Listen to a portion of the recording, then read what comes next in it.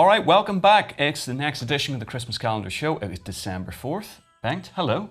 Hello. How have you been since last time? Hot and bothered. Well, welcome to some more hot and botherment right now. It's not really a word.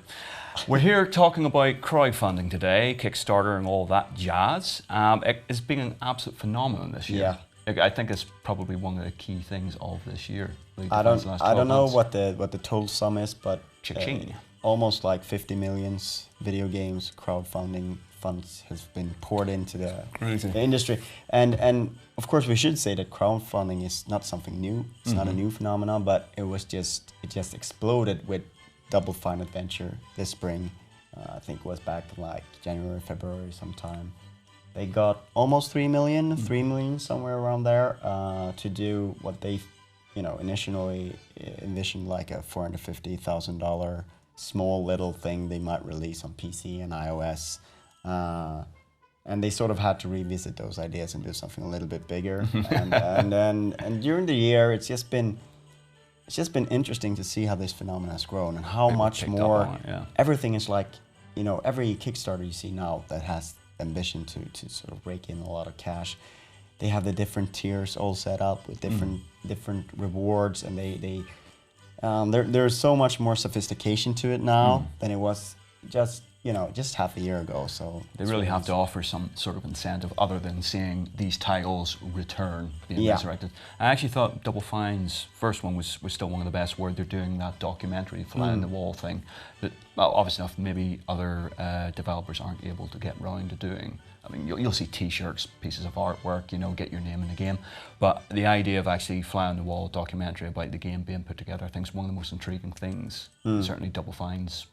Well, it's Double Fine, for God's sake. It's going to be great. They're doubling up on that with the Amnesia Fortnite Humble Bundle thing that they're doing, which is even more insane because you're going to follow the development day by day as they develop these prototypes. But yes, Double Fine were the trendsetters. Pretty much, they opened up the floodgates.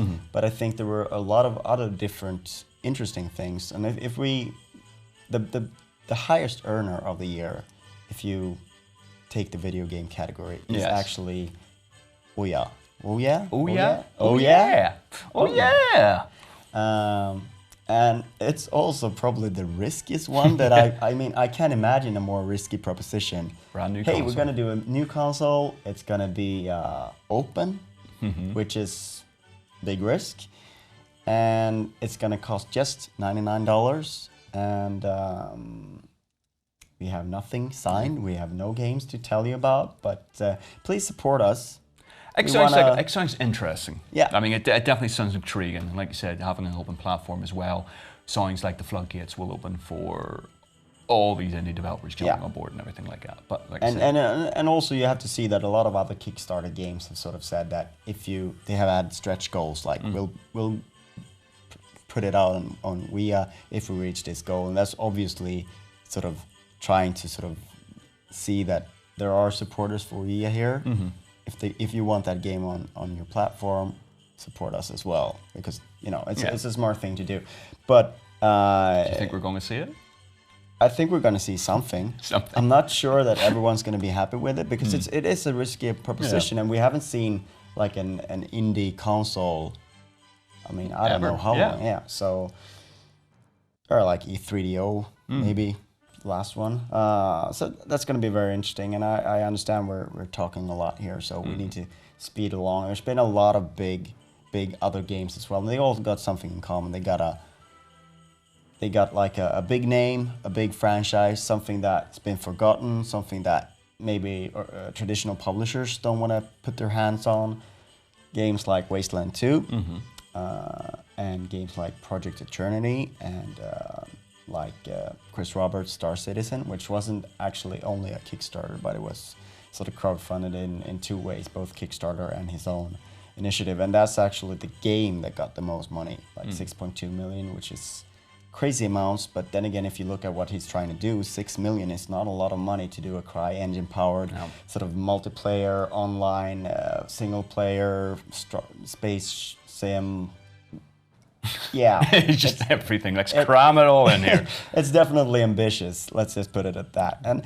And maybe we should leave it off with one of those exotic things as well. that you got to try out, the Oculus Rift. The also Oculus a successful Rift. Kickstarter this year. I remember that well. No, Oculus Rift I thought was an incredibly impressive piece of tech. I may have looked like a complete tit on the camera, as you've notably seen over the last couple of months, and I'm sure you're seeing right now. But I thought, went along, obviously, talked to John Carmack about it, who tinkered away with the original design of the kit and allowed some new stuff based on what he was playing about with. And again, it's something that I think a lot of people will want to get on board with. A very risky proposition. But not as risky though, because no, not as actually risky. The tech is working, right? You've actually played it, so we know it's there. But the way Carmack sort of said was, you'll see people, devs and stuff like that, and people want to tinker around with new tech will be on board with this. Whether it hits that mainstream appeal, again, we might be a couple of years out. But I could honestly see this being a thing for maybe not next gen, but next gen. Because we gotta keep pushing those first-person shooters somehow, right? That's right. Anyway. And so I guess we'll finish off just saying something about the future of it, the risks of it. Whether indeed it will continue past this year, I think it will go from strength to strength. But I think what we were discussing about not every title is going to hit the goal. No, I mean not every title does, and especially the middle are the ones that are hurting. You know, the ones that may have some.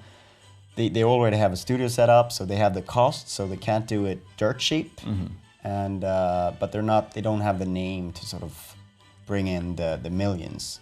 Those are the ones that are going to suffer. And I think we're also seeing a little bit of backlash now with Elite Dangerous and Goddess.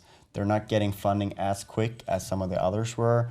And perhaps that has to do with the names involved, that people are a little bit skeptic about, you know, them actually pulling off the games.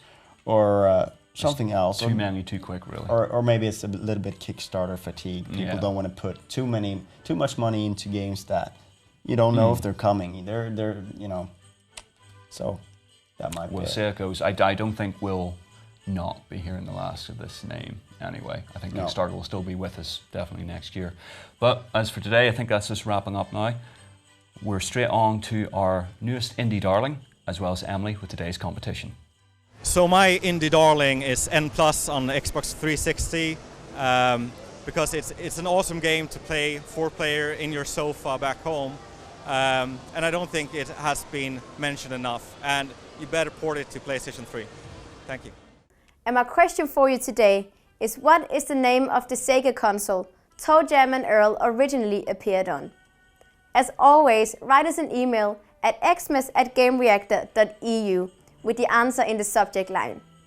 Make sure we get your answer before 12 noon tomorrow Central European Time for a chance to win ToeJam and Earl on XBLA.